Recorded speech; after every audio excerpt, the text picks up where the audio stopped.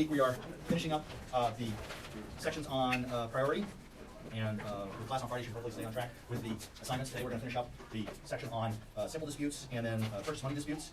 I have in my notes that we got through problem 67, and so we need to start with problem 68. Everybody on board with that? Before we did that, I wanted to make sure we were all on the same page with, let's make sure we remember that, no, we have value, rights, agreement, and then perfection, priority, perfection, which is a method of perfection. And if you look at 9308 in the following, you have, this is 9308 to 9360. Okay, to be a perfected secured party, you need to have attachment, 9203B, and you need perfection. Okay, so studying all those things. If you manage to do all these things, then we decide priority.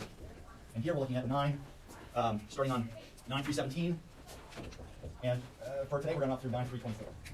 Okay, so that's the way you're going to do the analysis. If I tell you somebody's a perfected secured party, you don't have to do this analysis. Okay, so I'm just worried about this part of that. So if I don't say that somebody's perfected, then you would have to do all of this first before moving on to the question of priority. Right? So one of the things that I want to just, before we move on, we talked about at the end of class. So that's the problem 67. So problem D. In problem D, we had on 925, First National Bank filed, right?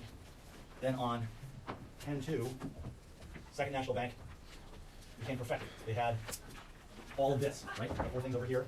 And then on, it is November 10th, FND becomes a perfected secured party, right? Client security agreement. But it's not until this time that they have any of this. They had done this though, right? What was their method of perfection? They filed a financing statement.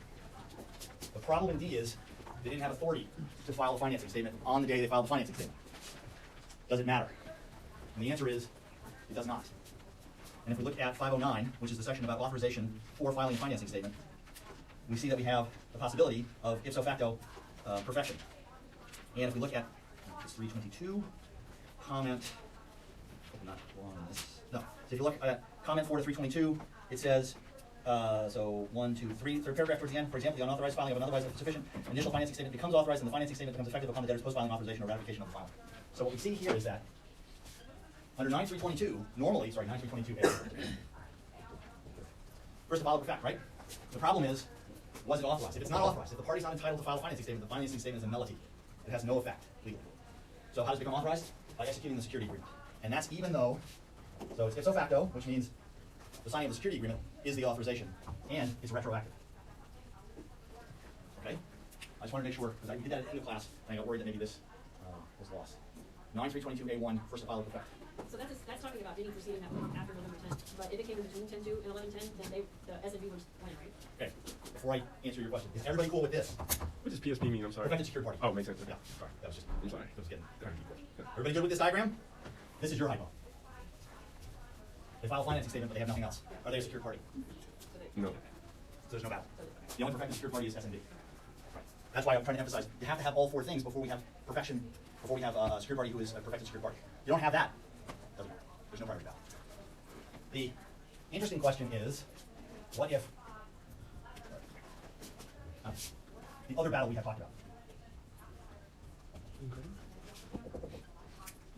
We have attachment, right? No act of attachment occurs until here. The debtor files bankruptcy before that. So this is 9317, A, 2, A, or B. Okay? Can First National Bank beat the bankruptcy filing? I don't like bankruptcy because that's not good. Let's just say lien creditor. A lien creditor comes up. Can First National Bank beat the lien creditor under 9317A? The answer is no. Because under A, remember, you needed either to be perfected first, A2A, or filed plus did something else, A2B. And they didn't do anything until after. Lien creditor wins. Different rules, different outcome if the competing parties are lien creditor. You can't go back. All right? All right.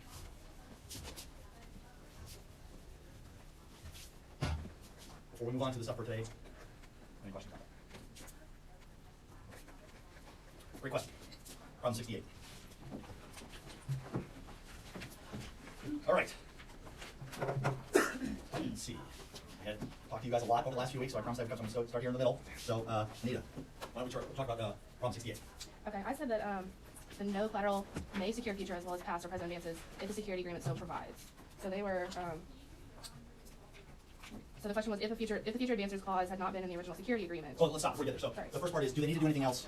Right, they've got a file financing statement, they've got a security agreement, and that security agreement has a future advances Yeah. clause. So what section of the statute talks about future advances? I just want to make sure we're working off of the language of the statute. Take a look at 204C. Okay? Is it legal for a secured party to have a future advance clause? Yes. A security agreement can cover future advances. Great. That's the simple part of this. So what's the priority date of an advance made after the date of perfection? How did they perfect? They so determining priority of a perfected security interest, perfection of the security interest dates from the time of the advance is made to the extent that the security interest secures the advance that is the security interest perfected when it attaches or temporarily. So like when they give the advance, the security interest is perfected. Okay, it's perfected as the time they give the advance. Yeah. Until they give the advance, they haven't given the value. That's right. Okay, what's the date of priority?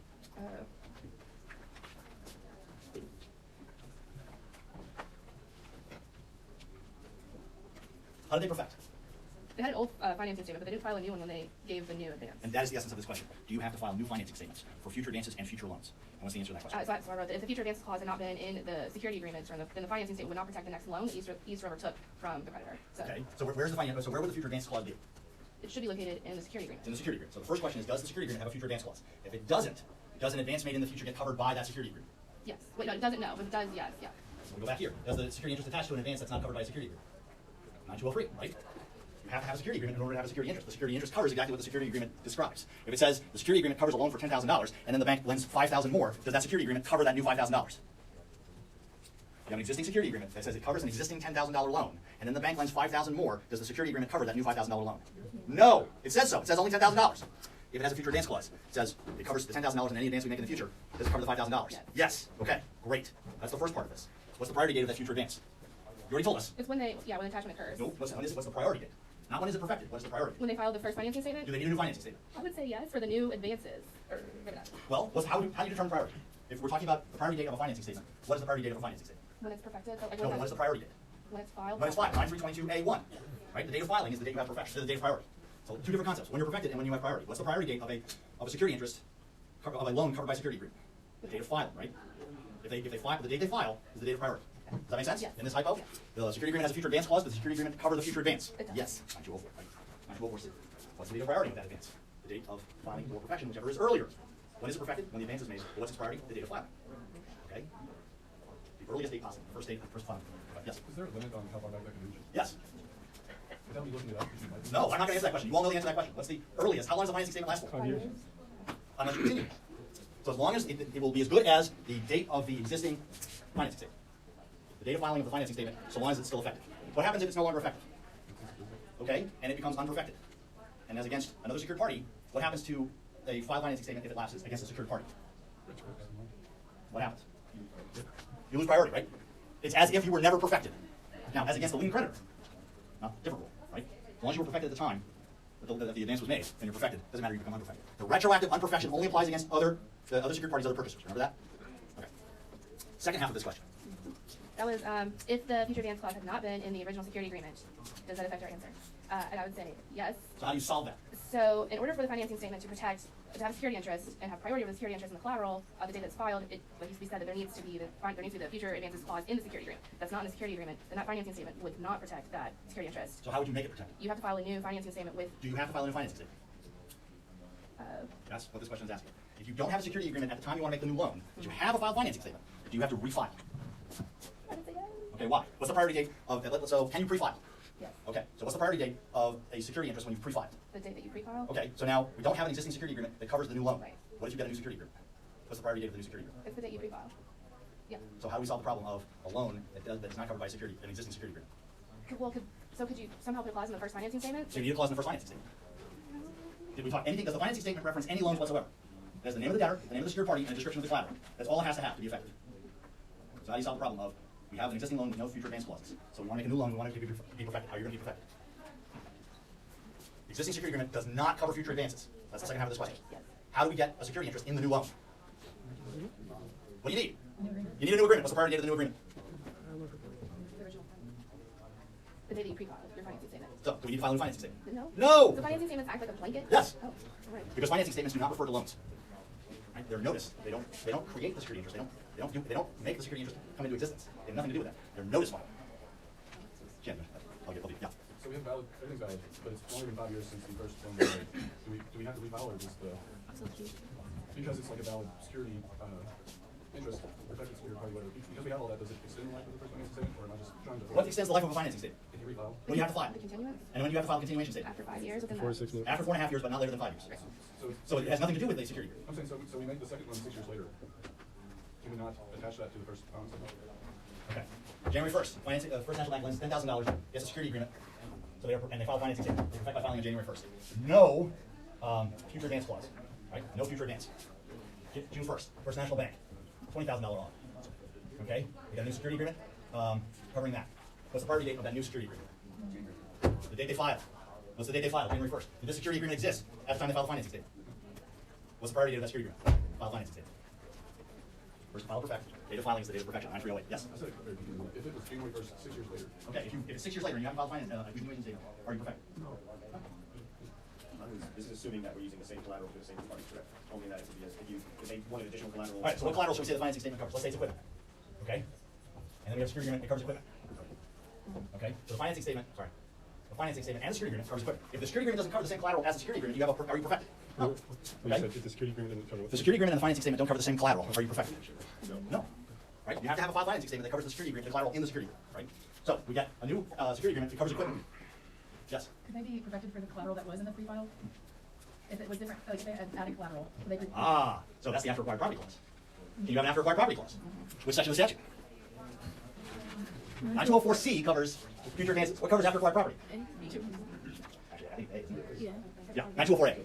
Can you have an after acquired property clause? If you don't have an after acquired property clause, does newly acquired collateral get covered by the security agreement? No, right? That's what an after acquired property clause is. You can extend the security agreement to cover newly acquired collateral. If it doesn't have that, then it only covers the collateral that is in existence, that is, sorry, that in which the debtor has an interest at the time that you signed that agreement. So, you don't have an after acquired property clause. How do you solve that problem? You get a new security agreement. You can have an unlimited number of security agreements covered by the same financing statement. So in that situation, say the second loan, Yeah. $10,000 loan isn't for equipment, but it's for some of the type of goods, let's say for inventory. Okay. Can you go back and amend that financing statement and your debt already still being reversed? No. You can't amend it to add collateral to have a retroactive effect. You can amend, but you can't have the retroactive. You can't add, the priority date cannot extend the collateral that wasn't covered, that wasn't perfected at the time. Does that make sense? Why? It's a notice system. So if your financing statement doesn't say, I cover inventory, and then someone lends secured by inventory, they relied on what was on notice at the time of the filed financing statement. So you would need a new financing statement. Get a new priority date. So it's essentially a new form of perfection. Everybody good? I see a lot of worried looks on everybody's faces. We good? Sure. Let's say we're good, right? Deep breath in. Deep breath out. Right? Okay. We have more problems to go through, but I want to make sure we understand this. This is important. The date of filing your financing statement will be your date of priority for all collateral described in that financing statement, so long as the security interest at some point in the future covers.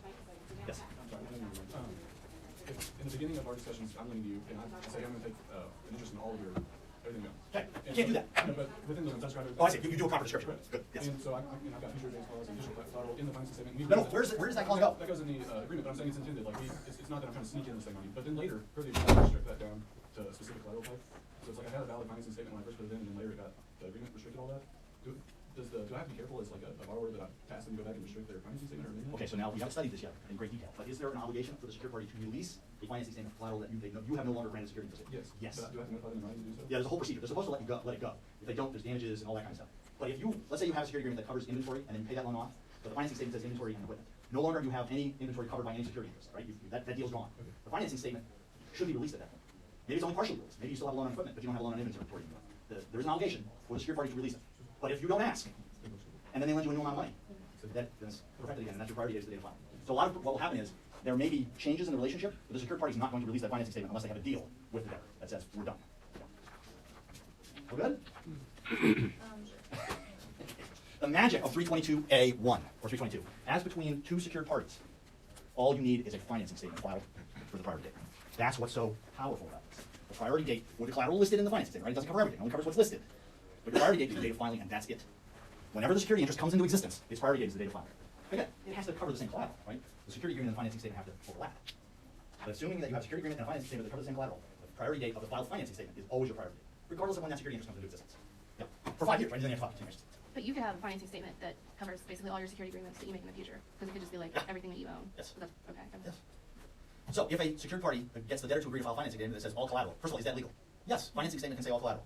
What does that mean for the debtor? It means whenever that secured party lends money that is secured by security interest in any collateral, the priority date for all of it is always the date of filing of the financing statement. First to file or perfect. Okay, the next problem has us look at other methods of perfection. So in goods, what's another method of perfection? Possession. So let's talk about problem 69. All right. And it's a stamp collection, right? Yes, sir. Valuable stamp collection. Philip Fellaini, PP. Well, I just call him P. Pledged his valuable stamp collection to the Collectors National Bank (CNB) in return for a loan. So that's value right there. And then he gave CNB an oral security interest in collateral, which I feel like that's right. And then, but no financing statement was filed or an agreement to. So at this point, we don't have perfection. But then the bank put the stamp collection in its vault, and by 9313, a secured party may perfect a security interest in goods by taking possession of the collateral. That's 313A. So I feel like CNB is perfected at that point. Fellaini later borrowed money from his father, Filbert, and gave him a signed security agreement in the same stamp collection. The father filed the financing statement in the proper place. Looks like he's perfected now. Answer these questions. Who has priority, CNB and the father? Oh, between CNB and the father. So I said CNB has priority because they were perfected earlier. Okay, and what's the rule under 9322A1? As between two perfected secured parties, who wins? First to file first. First in to file, time. or Or perfect. and who perfected? Did CNB perfect before the father filed? Yes, sir. So first to file or perfect. The security agreement does not have to have the signature of the debtor. Okay. Oh. Does the security agreement have to have a signature of the debtor? Can you have an oral security agreement? So we gotta look in here. Can you have an oral security agreement? You can have an authentication which requires memorialization. Yeah, it has to be authenticated, which would be a signature, right? So that would count. That's B3A. What about B3B? 9203 B3B. The collateral is not a certificated security. It is in the possession of the secured party under 9313 pursuant to the debtor security agreement. Does it say anything about authentication in 9203 B3B? No, sir. No. Can you have an oral security agreement that's valid and perfect that attaches under 9203 B3B? Oral security agreement. B3A, you need an authenticated record. Under B3B, you need an authenticated record. Does the statute say authenticated record under B3B? No. Can you have an oral agreement? Yes. But how is the security interest attached? Possession. Possession. So they're perfected on the date that they get possession of the stamps. Okay? So 9322A1, two perfected secured parties. Who wins? First to file or perfect? Did somebody do either first in this case? Yes, CNB. Okay? Perfect, right? First possession, then the other creditor, so it's CNB and dad, right? Is that right? Mm-hmm. Who wins? Okay. It's oral. Is it okay? Yes. 9203. That's why I keep coming back to this. You gotta have all of this. If you don't have a security agreement, we got nothing. We're not arguing about it. Okay? The security agreement is oral. That's okay, as long as there's possession. Okay, so part B. What happens in part B? All right. If Philip goes to the bank and takes the collection home so that he can add new stamps, but then doesn't return it, does the answer change? And I said, yes, the answer changes because the bank has not filed and they become unperfected in that time. Okay, 9322A1A says you the first to file or perfect, so long as there's no period where the security interest has lapsed, or perfection has lapsed, right? Yes, sir. Lapse destroys your priority. And the lapse here is the lack of possession. What if they had filed a financing statement beforehand? Would that have saved them? Yes. No. No, dang it. Why not? They can file as much as they want, but what don't they have? They don't have an Oh. authenticated security agreement. You can only get attachment when you don't have possession by having a signed security agreement, an authenticated security agreement. Okay? So when they hand the stamps back and they don't have a security agreement that's written and signed by the debtor, have they lost their security interest? Yes. So the filed financing statement, does it matter? No.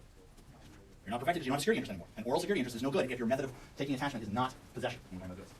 Okay? And then, so we continue on B. They ask, at common law, the pledgee could return the collateral to the pledger for a temporary and limited purpose without losing its perfection. Has this doctrine survived the enactment of the code? C9313B. Let me simplify this. Can possession be held by bailee? Yes. Could the bank designate someone else to hold possession for their benefit? Yes. Yeah, we've already seen this. Right? As long as the person who's holding it authenticates a record saying I'm holding it for the benefit of the bank, then their possession is okay. Can that be the debtor? Never. So who do they give the stamps back to? The debtor. Doesn't work. They lose possession. Okay? So a bailee, and then if you look at 9312F, let me make sure I got that one right. Yeah, yes, sir. 312F. There is this period of time where you can have temporary, you hand it over and you get it back, but that's only with a bailee. Okay? We don't have that. How about C? If CND makes Philip sign a security agreement and then turns over the collection to him, but never files a financing statement, who wins? Somebody makes Philip sign a security agreement. The father wins because they're not perfected. Who wins that between an unperfected secured party and a perfected secured party? Perfected. 9322A2, right? All right, I think is it 2? Yes. You should never guess. You should always look it up. 9322A, a perfected security interest has priority over a conflicting unperfected security interest. The bank becomes unperfected when they hand the stamps back, they now lose. Right, before we move on, I want to make sure everybody's cool with this one, right? So we have two methods of perfection in this problem. Filing and perfection. 322A1 is the first to file or perfect. So if perfection happens earlier than the filing, then that it works. And that could be possession, right? You can perfect by possession. You also don't need a signed security agreement if you have possession if it's goods. However, that puts you at risk. You lose possession, you lose your security interest. You also lose your perfection. Cool? All right. Okay, let's take a look at problem, that was 69, so 70. Okay, so I believe I guessed on this one, but the question was, did the bank's security interest in the cattle encompass the credit card obligation as well? So Howard went into business to buy cattle, and he took a loan from the bank for $65,000, using the cattle as collateral. Okay, so the original loan is a loan on the collateral, on the cattle, right? Okay, good. So then what happens next? Then he gets a credit card from the same bank and used it to finance a trip to Australia, and so he didn't pay the credit card bill. So now they want to repossess the cattle for the unpaid credit card bill. And what did the security agreement say about other loans? What did that original security agreement say? It says, using the cattle as collateral for this and all other obligations now or hereinafter owed to the bank. Now, is this an advance under the original loan? So is this a future advance from the existing loan? Or is it a new loan? I feel like it's a new loan. Right, the original loan is a loan agreement, and then he gets a credit card, so he now has two loans with the company. Does the security agreement cover the second loan? I said no, but Okay, and what were you worried about? because one was a loan and one was like a credit card. It's like two different things. Two very different kinds of credit, right? Yeah, Is there a doctrine in Article 9 that prevents cross-collateralization? I don't know. Did they cite to a section that says this is illegal? They cited cases. And what are the cases talking about? In fact, let's look at the Zauchny. I'm saying that, Imre Zauchny. Did I say that right? Zauchny? How would you pronounce that last name on 171? Zauchny? Is that close? I'm not particularly good with names. I can pronounce a lot of really bad Danish names. Right? I had it in an aunt. Her name was spelled D-A-G-M-A-R. I knew her as Mustard Dalma. No, sometimes names are pronounced either. What does this case say about the right of a bank to ask for cross-collateralization? It says there's no doctrine in the law of Article 9 that prohibits it. In that case, they had a clause just like this one, right, Michaela, that says this security agreement covers any loan we give you, now made or hereafter coming into existence. It's not a future advance clause. A future advance clause is, when we lend you money under this loan, it's covered by the security agreement. This is saying, if we give you a different loan, it's covered by the security agreement. That's called cross-collateralization. Okay. Is that legal? You said yes? There's no Article 9 idea that prohibits it. And that's what the case talks about. In the case, same language, right? Zauchny? The debtor. So it's easy. The debtor signs an agreement that has a cross-collateralization agreement, which means the collateral that you gave us for this existing loan is going to spill over and cover any other loan that we give you. Did the bankruptcy court allow that? Yes. So would it cover this loan? Yes. Yeah. Now, there are laws that limit this. There are sometimes in some states consumer protection laws that prohibit cross-collateralization. So there would be law outside of Article 9 that can be pulled in and prohibit cross-collateralization. There are laws that prohibit that, but they're not inherently illegal under Article 9. Yes? The cross-collateralization is sort of clear, but only after you have that clause within the agreement itself saying. The security agreement is a contract, and so the question is, how do we read that contract? If you did not grant a security interest in collateral for a different loan, then it's not covered. So that's exactly right. We read the terms of the security agreement and determine what was granted by the debtor. Good? So the security agreement did cover the credit card loans. Yeah. Okay. If you look at official comment 5 to 9204. 9204, comment 5. Obligation secured. Indeed, the parties are free to agree that a security interest secures any obligation whatsoever, now in existence or maybe coming into existence in the future. Okay? That's the essence of it. Now, when we use the term future advance clause, I'm limiting myself probably just to the example of this loan may have future advances given, but the idea is fairly broad. We could read it to say any loan whenever made. Okay? But we read the contract. What does the contract say? If the contract says the collateral covers this loan, then that's it. That's what it covers. And if you make a new loan, does it get pulled in automatically? No. It's a contract. We go by the terms of the agreement. Now, your sense that it doesn't seem fair, there were courts who actually said that. They used to say that. They changed Article 9 so that that's what this comment is suggesting. They don't like those cases. They think the parties should be free to make whatever agreement they want. So it's a freedom of contract concept. Okay? It feels very unfair for consumer debt. So other law may step in and make it illegal to do this with consumer loans. But that's other law, not Article 9. Okay? And that's what this case said. These are referred to as dragnet clauses. Okay? We're good? Problem 71. Kelsey. I didn't know how to answer this one, Okay. so. What's your best guess? Does this one feel different than what Michaela and I just assumed? Yes. Why? Because they acquired it after the agreement was made. So the real question is was there an intent by the debtor to allow the collateral to cover loans made with a different lender? No, that seems too far, right? The dragnet clause, I would agree. Okay. Because I don't think that's the intent of the parties. If I'm dealing with First National Bank and I say, dear First National Bank, I grant you a security interest in my equipment for any loan I ever make to you, that you ever give to me, I should say. And then First National Bank merges with Third National Bank. What's that? Sorry, I should have said Fifth National Bank and Third National Bank. What does that become? Fifth Third, right? That's why it's called Fifth Third, I think. They merged. And they were worried that their depositors would be like, but Fifth Bank went away. I was with, who's this third? So they said, well, we'll call it Fifth Third. So our customers are not confused. That doesn't feel like the intent of the parties would cover that. The security agreement is a contract. We read it according to regular contract interpretation rules. And I think that that's too far. Yeah. So would they just have to keep these separate as well? Yeah, there would just be two separate, they just wouldn't be allowed to collect. And understand, that's perfectly fine. Can I sign a security agreement that only covers one piece of collateral for one loan? Yes, I can do that. And when the bank comes back to me and says, hey, we'd like that existing security agreement to cover this new loan, I go, no, I have that power. I don't have to grant security interest that covers everything. That's a negotiation. Yeah. So if the first person, like so you got Bank 1, Bank 2, Bank 1 could sell Bank 3 and they would still retain the cross-collateralization clause. I mean, it's like.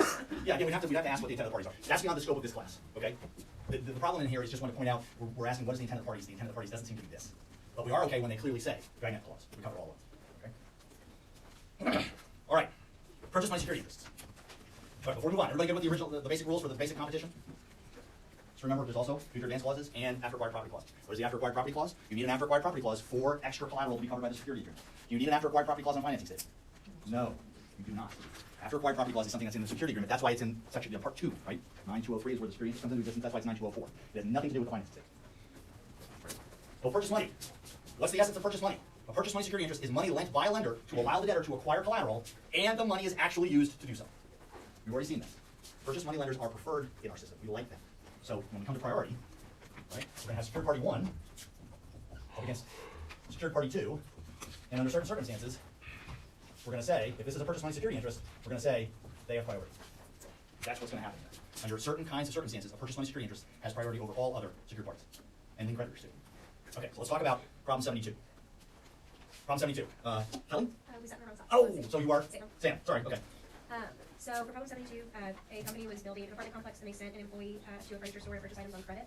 But the policy of the furniture store was to not file financing statements for Right. sales. So the first question was why that would possibly be the policy. And why would that be the policy? The only thing I can think of is that maybe it just streamlines the process. It does, under certain kinds of circumstances. What are the kinds of circumstances where you would not need to file a financing statement?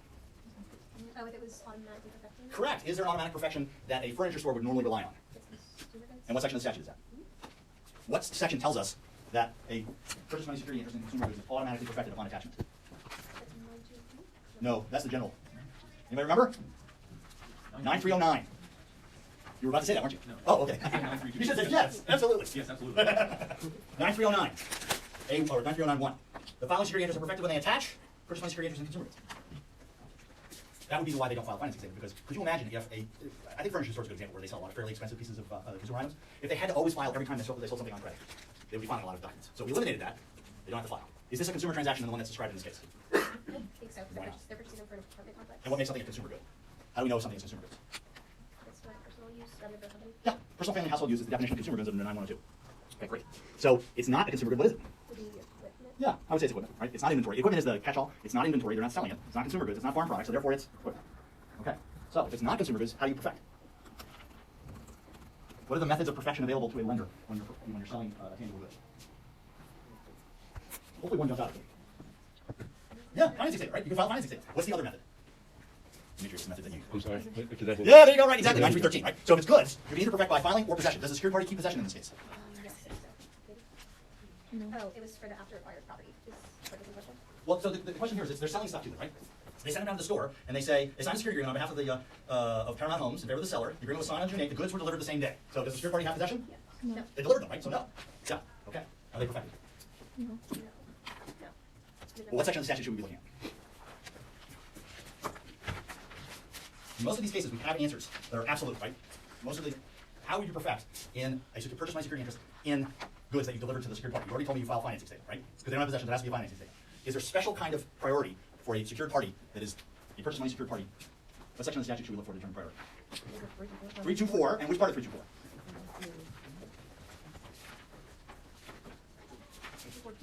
Okay, why did you pick B? Inventory. Is this inventory? So whose hands do we care about? You already told me it's not inventory. You told me it's something else. It's equipment, right? So which part of 9324? 9324B does cover inventory. We haven't done inventory yet. That's a special set of rules. Under 9324, what's the general rule with respect to priority in purchase money security interest in non-consumer goods? Perfected when the debtor receives possession of the collateral within 20 days. The grace period, right? Secured party, purchase money security interest, right? So we have existing security interest, but it's not purchase money, it's regular. Then, secured party lends money to the debtor to acquire the collateral, and they get a security interest in it. They have a grace period. How long does the grace period last for? 20 days. 20 days from when? Delivery. Possession. What does it say? Delivery of possession. When the debtor receives possession Oh, within crap. 20 days. The delivery of possession. Possession, 20 days thereafter. Did they file within the 20 days? According to the problem. 20 days.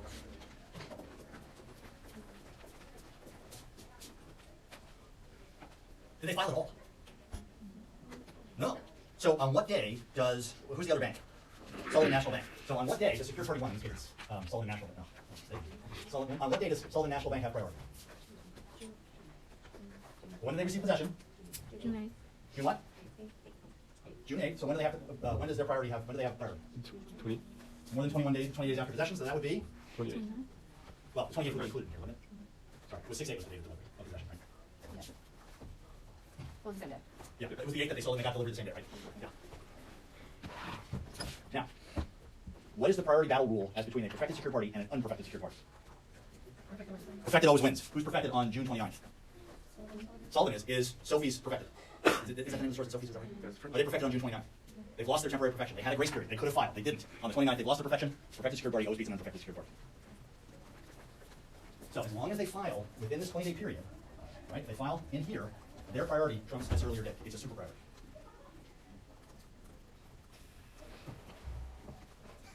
This doesn't make you upset about this? We'll just look at that. I'll get there.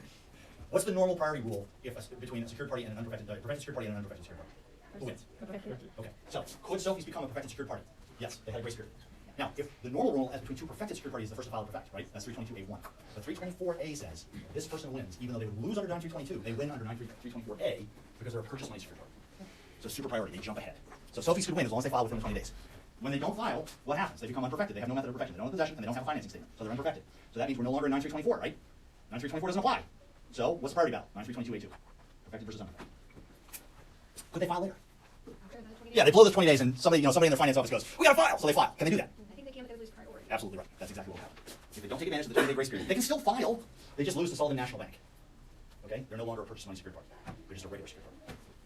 Now, let me say it different. They're a purchase money secured party without priority. That's a better way to put it. Everybody good?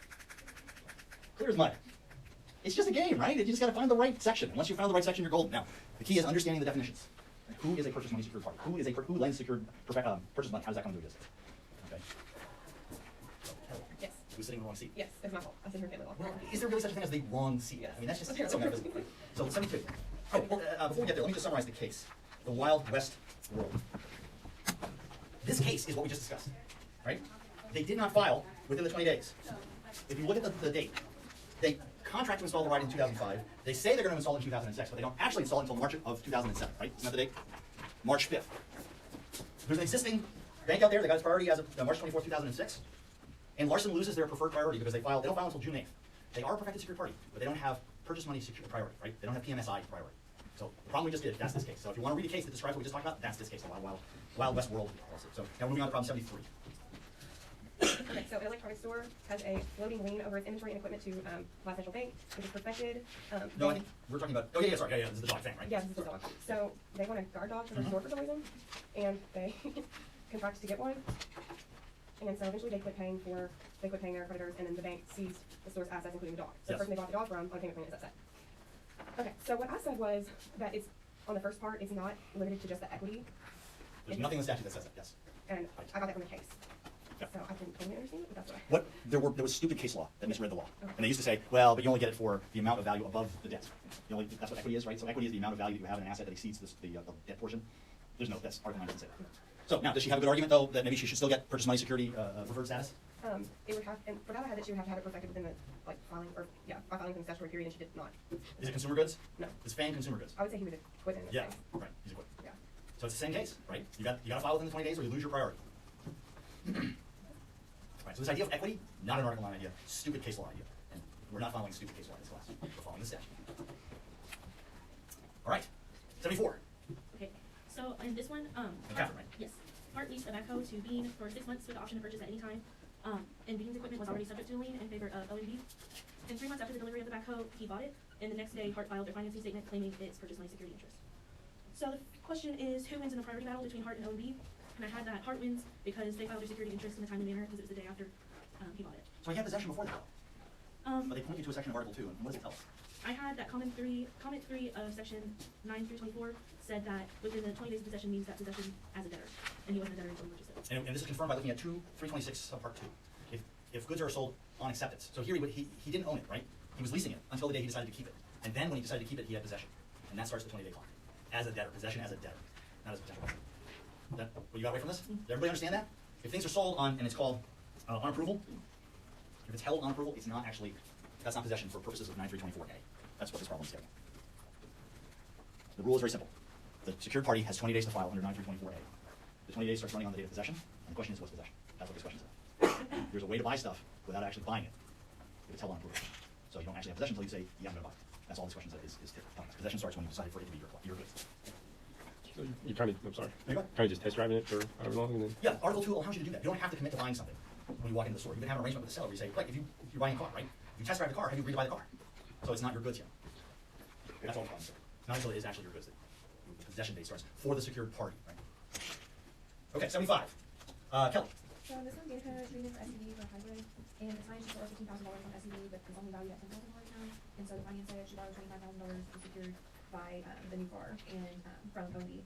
And the $2,000 from that loan was to pay the price of the new vehicle, and the $5,000 was to pay off the negative equity of that vehicle. And so as it goes for this money security interest in the full amount. And? And basically this is a yes, because it says that 913 covers the negative equity on the trade-in vehicle as part of the purchase money. And if you read 9113A2, it says purchase money obligation means an obligation of the obligor incurred is all or part of the price of the collateral or for value given. So the erasing of the existing debt is that value. Yes, that's all this question asking. You're only a purchase money secured party up to the amount of the value that you extended to the debtor to acquire the collateral. Right? So if you lend them $20,000, but they only use $10,000 to buy the product, then you're only a purchase money lender to up to $10,000. Your priority only covers that $10,000. The other 10 is regular priority. But what counts as value? So in a car loan, who here? Well, I'm not asking you to tell me this. People, I assume, are aware that when you take your existing car in to trade in, sometimes you have to pay the car off. And so the dealer says to you, no problem, we'll wrap your old loan into the new loan. And this problem is talking about how the wrapping in of the old loan into the new loan is value for purposes of purchase money credit. So that's all this stands for. You can add the existing debt as part of the amount of money that's covered as purchase money security. Questions about that? These are the more esoteric questions. It's called negative equity. Okay, that's the Peasley case. So if you want to read a case that talks about negative equity and the fact that it's part of value, that's what the Peasley case is about. Okay, problem 76. All right, I see we have a couple minutes here. Greg, let's do 76. There's an Merchants Credit Association kind of security interest in inventory at Carol's Clothing Store. It was a fashion show in New York, contracted to buy 4,000 of new clothes resale. So Madame Belinda's Fashion took a purchase money security interest in clothes December 10th, the day of sale. She wrote the Merchants Credit Association December 11th, informed credit manager of the sale. He protested, did nothing. She then filed on December 11th, and it goes to deliver to the store on December 12th. Okay. Which section of the statute are we looking at? 9324B. Okay, this is the special rule for inventory financing.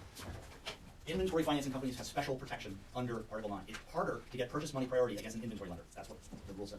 So MCA normally has priority over everybody, including purchase money security, unless they do everything that is required by the statute. So what do you have to do? Has to be what's perfected when the debtor receives possession. Okay, was that the case here? Yes. Okay, so the day that they were a purchase money secured party, the debtor had possession on the 10th. Okay, what did they do on the 11th? They sent a notification. Okay, and then what happened?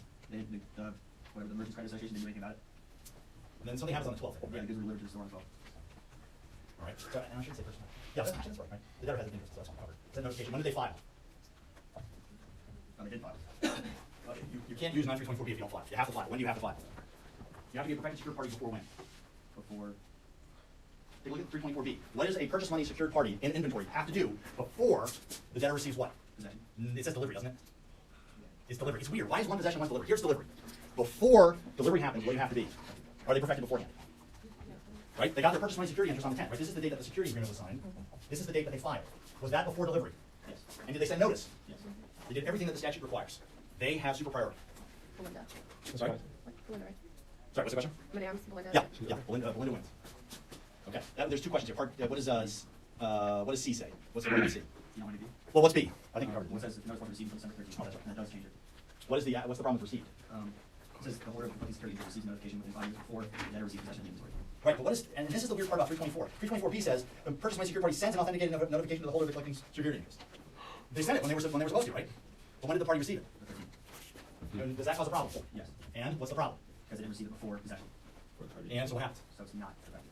Well, is it perfected? It doesn't have priority. It doesn't have the priority. This is weird. It says you have to send it before, but they also have to receive it before. So what would you do? How would you make sure, if you're Belinda's, what do you need to do? Not deliver until you have some confirmation of receipt. So send it by some kind of mail system where you get a receipt back. So FedEx, right? With FedEx, you get confirmation of delivery of the notice. And then question C? So they say if notice received December 11th, and it's sufficient to permit Belinda to keep selling goods to Harold, or is it sufficient to permit Belinda to keep selling goods to Harold for an indefinite period thereafter, relative to this one transaction? I said it has to be 5 years, right? Yeah, you have 5 years. Yeah. Okay. Everybody good with this part? So on Friday, we're going to talk about the buyer's part. Okay, we'll do a little bit of this one second. Now, for next week, I'm telling you today, for next week, I'm going to change the reading assignment. There's a part that I'm going to cut out that I originally had. So for next week, don't do all the reading that I assigned. You're going to be completed with I think about 10 pages less. You upset about there being less pages? Absolutely. There you go. So this is a good notice. Sorry that I went over. I apologize. I'm trying to get through all this today so that we can get through buyer's next time. Math, it's